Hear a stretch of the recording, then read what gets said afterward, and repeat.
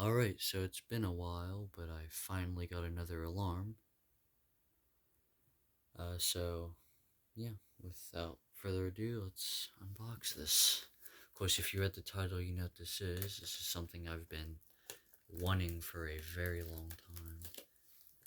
In fact, I almost had one uh, a while back that some of you may remember.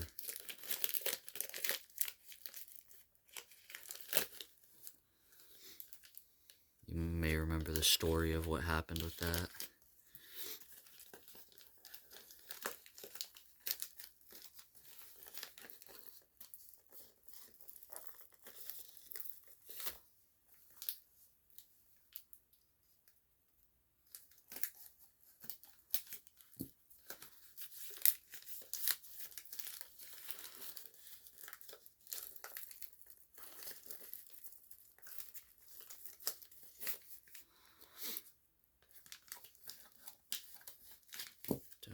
Don't want to damage the box. Alright, so this here is a FireX model FX1218. This is, of course, FireX's hardwired with battery backup. These are classics. Now, like I was mentioning, I almost had one of these a while back. I got one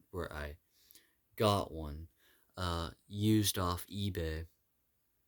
And then when it arrived, it was a completely different unit. But luckily I did get refunded for that. So yeah, but anyhow, here's the box. Really nice box. Very similar to the G6s, which makes sense, as I will explain later, a little bit later.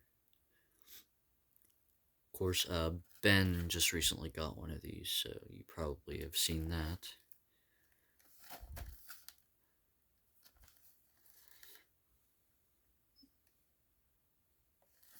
Yeah, a little bit dusty. Anyhow, let's get my first impressions on this. Here's the harness, which is also doubles as the battery door.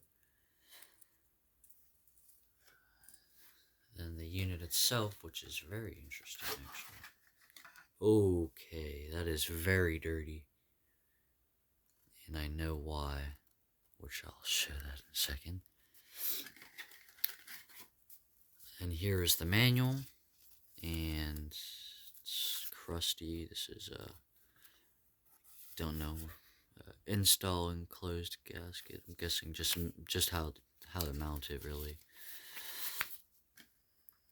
And the anchors and screws would be in the unit. So anyhow, here it is. First impressions is it's much better. I think it just feels much better quality than FireX's older units, honestly. Because I have this here, which is the um, FXB1A, and this feels cheap. Then you can hear that this is a really nice plastic. And then the FXC here, which this one's actually pretty good quality. I still think this is a higher quality though, surprisingly. But there they are. Now,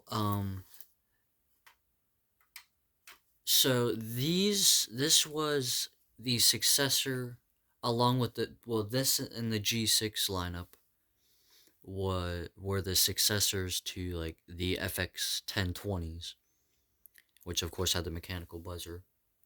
And these did come out alongside these. This is a GC, but same thing basically as a G6. These did not come out after. They actually came out at the same time. I used to think that these came out after these, but they didn't. So yeah. Um, and yeah, and this is one of I think this is like one of the first battery backup units ever made. Hardwired with battery backups. That's pretty cool. Anyhow, I'm afraid I'm twisting it the wrong way now. Alright. Oh yeah, it's pretty bad. I'll be right back. Alright, here's the battery. This is a pretty bad battery. I will be throwing this away. Just thought I'd show it.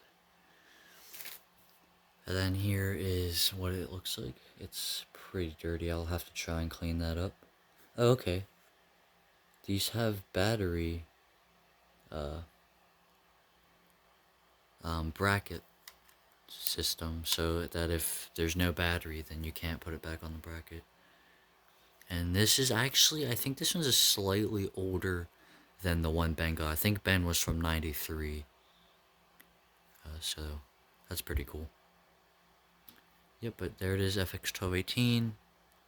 Pause if you want to read any of that.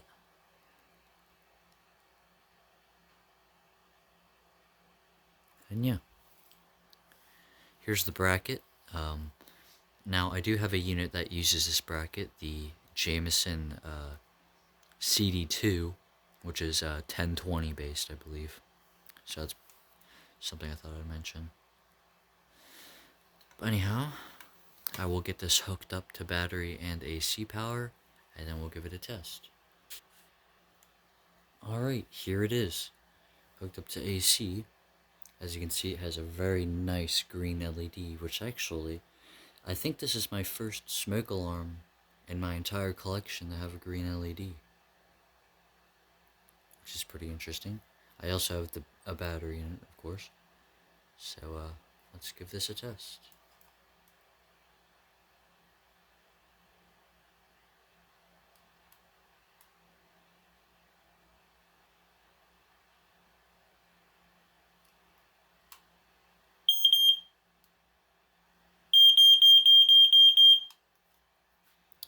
Yep, it's a little bit finicky, as most FireX buttons are, but it works. It just does your classic 4-6, like expected.